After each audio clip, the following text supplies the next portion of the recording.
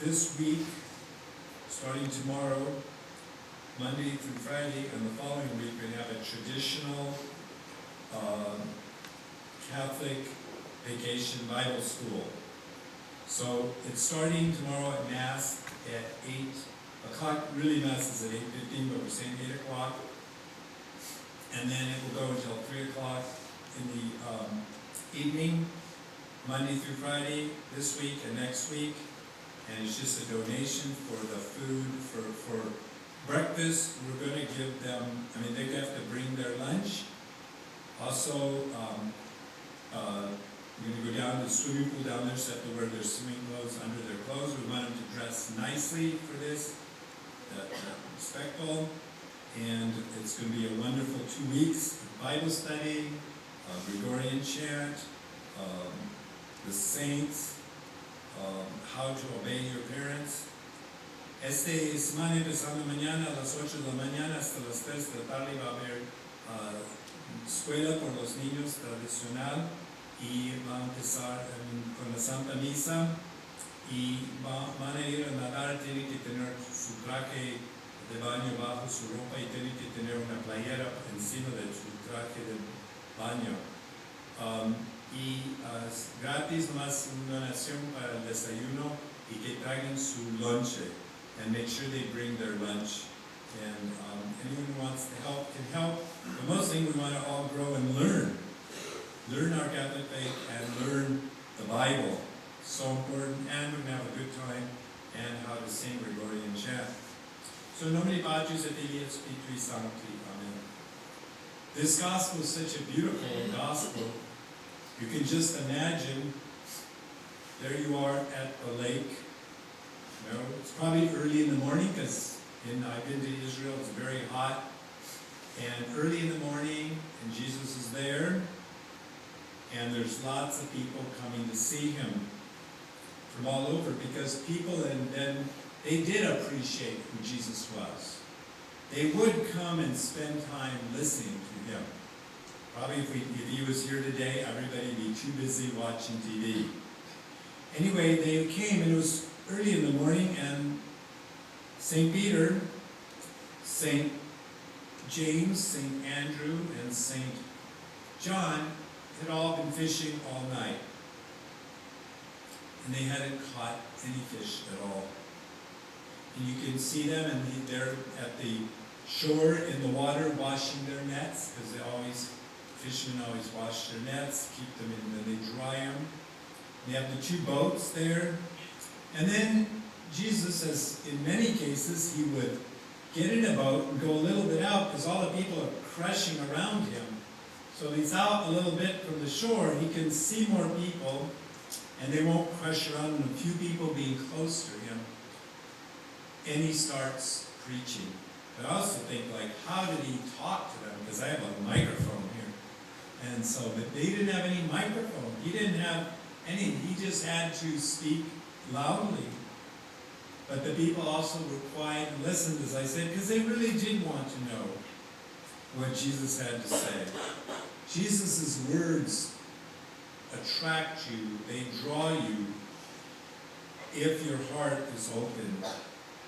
Anyway, after he had preached, he tells St. Peter, let's go and fishing. And Peter says, that doesn't make sense. It's the morning time, and we already tried all night. I'm tired. But because you tell me, I'll do it. And I think that's important too, because many times when Jesus asks us things, we're going, I'm tired, it doesn't make sense, you're impractical, so I don't want to do it. But since you tell me to do it, I will do it. So Peter does it. And what happens? This huge miracle of just so much fish that their net breaks. And then he calls the other John and James, were his partners, to bring their boat, and they filled them up with fish. So that's quite an incredible miracle. I was just thinking it might be nice to just write down all the miracles that Jesus did in his lifetime that are in the Bible. I mean, it's incredible. There are a lot of miracles. So Peter is so overcome with knowing, because he's a fisherman. He knows you don't just catch these huge catches of fish at that time. He knows it's a miracle from Jesus Christ. It's obvious. He'd been all night. If he had caught a lot, and then the next morning caught a lot, he'd say it was just an ordinary thing. That was nothing supernatural. No, it was a supernatural thing, and Peter knew it, and it made him really go deep inside, and he goes, "Get away from me." And I love this part of the gospel. He says, "Get away from me, Jesus. I am a sinful man." And he's kneeling down, because that kneeling down is, I'm humble, I'm sinful. Get away from me. I'm sinful. All of us have done sins. But if we really, really recognize who Jesus is, we go, "Jesus, I'm a sinful person. Why are you going to use me? I'm no good. I've sinned too much." What does Jesus say? He says, "Don't be afraid. Yes, you're a sinner." He's not saying, "Oh, that's good, keep on sinning, I'll do what your things, and I like sinners, and sinners are great, so you can nail me on the cross." No, he doesn't say, "Oh, that's good, you're sinning, you're a sinner." No, he just says, "Don't be afraid. Follow me.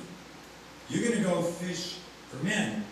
Possibly if St. Peter hadn't been such a sinner, he wouldn't have been able to relate to other sinners and help convert them. He would have thought, "They're all a bunch of scum. Why am I going to go out and waste my time preaching to these people? They're all losers." Because, man, if Jesus can touch my heart being such a sinner, I can go touch, he can touch other people's hearts. And so he follows Jesus right then. That was it. That's the final time. And Peter was married, had a family, and he leaves them. Which many people go, "Well, I got my family, I got this, and I got that," and no. Peter, his brother Andrew, James and John, they all says right then, "Follow Jesus." That was it. The big miracle. So now we got to look at our own lives. What are the miracles that have happened? Maybe we don't have enough faith, so we never see any miracles. Maybe we're not hanging out with Jesus enough to see the miracles. No. But there are things that happen in our lives that should change how we live the rest of our life. Because we go, "I can't explain this. Something happened. So I better follow Jesus." And we want many young men to give up everything, to come follow Jesus and spread the gospel and catch men. We want many young women to be holy nuns and to pray and to also teach kids and catch them, get these kids. It was wonderful when there was everywhere Catholic schools and nuns teaching them, brothers teaching them. There were just tons of Catholics. It was wonderful, it was beautiful. It's what we need again. But just let's look at our own lives. What are the incidences that have happened in your life that you cannot explain? Maybe spend some time this week and think about what are the things you cannot explain that have happened in your life, but did they change you? St. Peter could have just gone, "Wow, that's a lot of fish. I'm going to make a lot of money selling all this fish. This is great. And I hope Jesus comes every day, because I want to make a big catch every day, because I want to get a lot of money. I want to build a new home. Now I can hire people. I can go on vacation while they're fishing for me, and I can just have a good time." That's what most people would do. Be either to go, "Whoa, I am a sinful man." And just, "Jesus, I am a sinful man." And that Jesus will always say, "I know it. Don't be afraid. I need you to work with me." Nomini Patris et Filii et Spiritui Sancti. Amen.